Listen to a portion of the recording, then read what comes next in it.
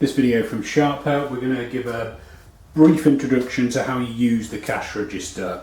So in this video we've got the XEA 307 model as our demonstration model, but really you can use this video for any cash register. The principles are the same. The first key things to be aware of are what mode you're in on the register. So on an old-fashioned till you'd have a key lock where you could turn from one mode to another. On this machine you have a mode button, and there's loads of different modes, so you can have a void mode, report mode, program mode, so on and so on. 99 times out of 100 you'll need to be in the register mode, or REG. On this model you can tell you're in the correct mode because it says REG there. On a till with a key lock, the key would be in the reg position, and it may also say reg on the display. The next thing to make sure of is that you're logged in, and on this machine the giveaway is that it says 01 there, so the clerk is logged in. So you're basically ready to put through a transaction. On a retail cash register, so we would call, as cash register dealers, we call raised keyboard machines. So this has a raised keyboard rather than a flat keyboard.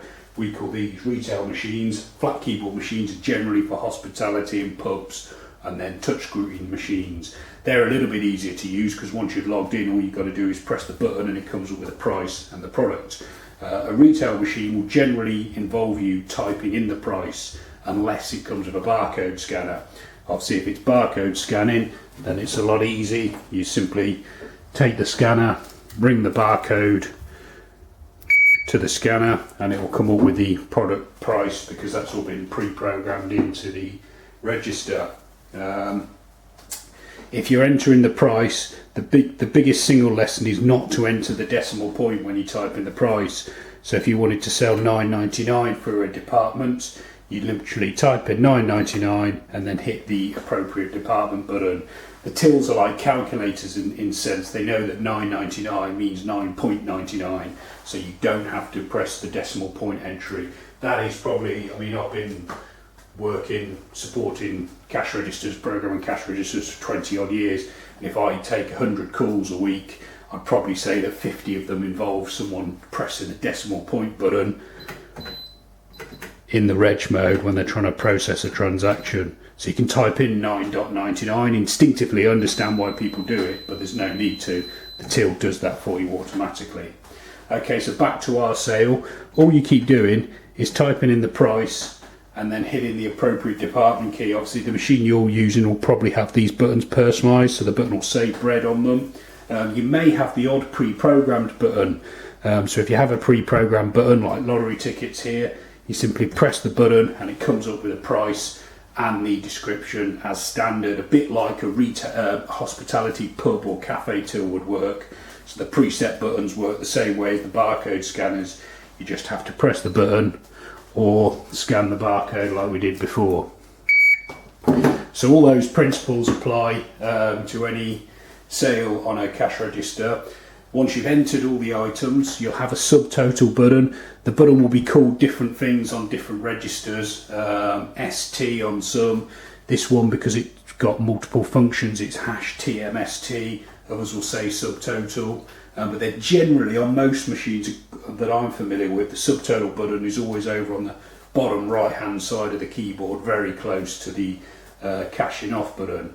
And then now once you press subtotal, obviously you've got to wait to see how the customer's going to pay.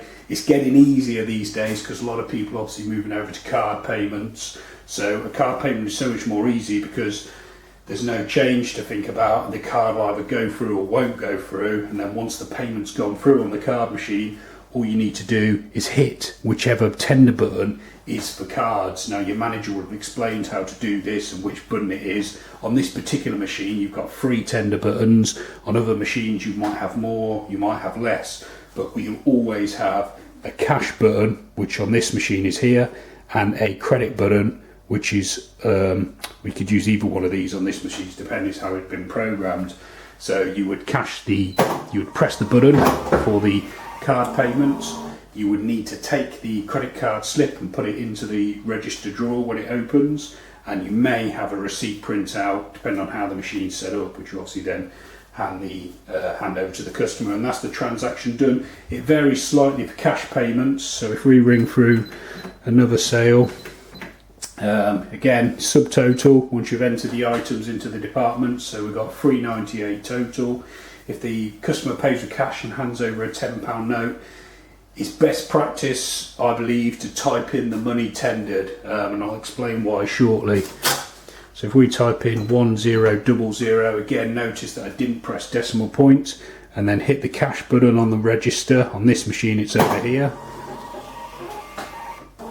So you've got, the reason why I typed the amount of money tendered in is because it says up there, cash handed over £10, change £6 2p, and on this machine, it may not be the same on every register, it also shows the change on there. So the reason why that's important, if I'm working in the shop and someone hands over a £10 note to pay with, you'll often see an experienced retailer or shopkeeper, when they take the money, they'll leave the money, the £10 note, out either on the register or on top of the drawer. They won't put it away till they've discounted out the change.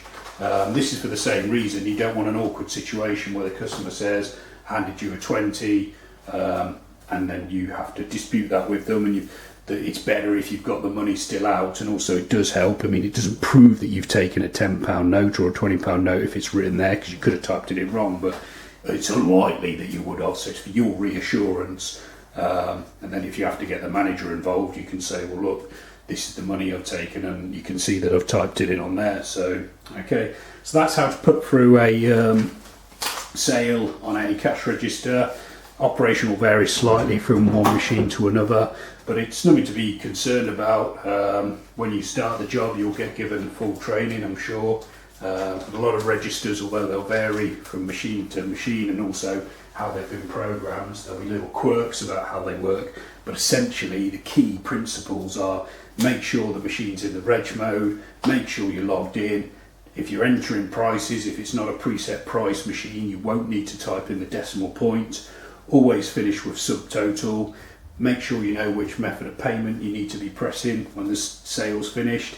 And then if you're taking cash payments, I'd always recommend typing in the money tendered, for the reasons explained. We've got other videos on specific models, but also showing you how to do voids, refunds and end of day reports on any cash register. So you're welcome to watch those. You can also subscribe to this YouTube channel or visit sharphelp.co.uk for more. Thanks for watching.